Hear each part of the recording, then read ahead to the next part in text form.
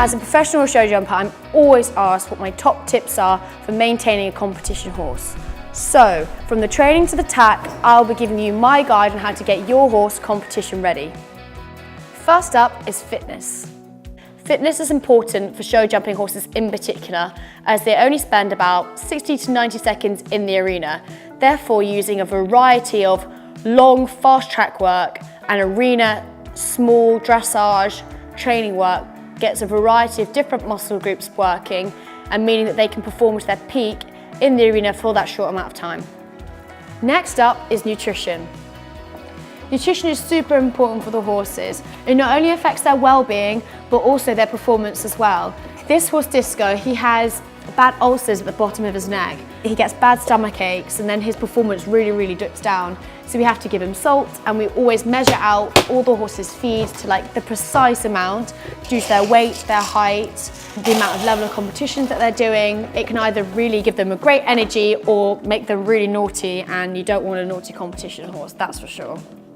When it comes to keeping your horse competition ready, you can never underestimate the power of training. Training is so important because it's extra eyes on the floor.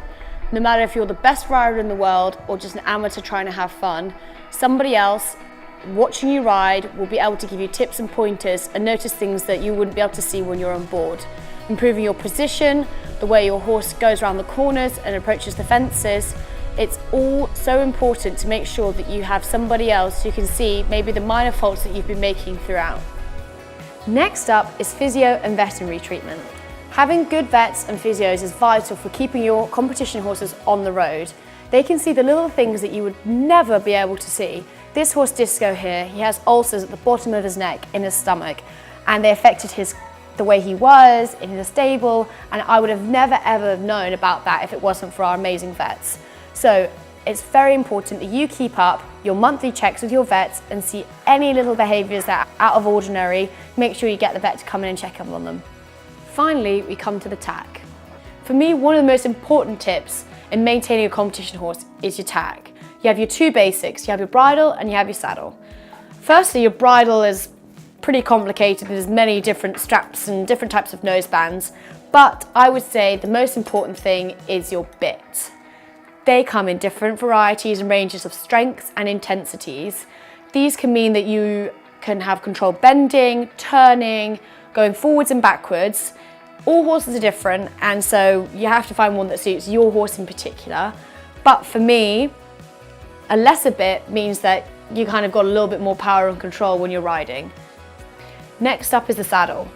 You need to make sure that you have a saddle that suits you and your horses exactly for the discipline that you want to do and for the level of competition. A correctly fitting saddle is really important for competition. It can mean the difference from you doing really well in the ring and pretty averagely to bad. A good fitting saddle means the horse has a good movement through his body to start and finish his jump correctly.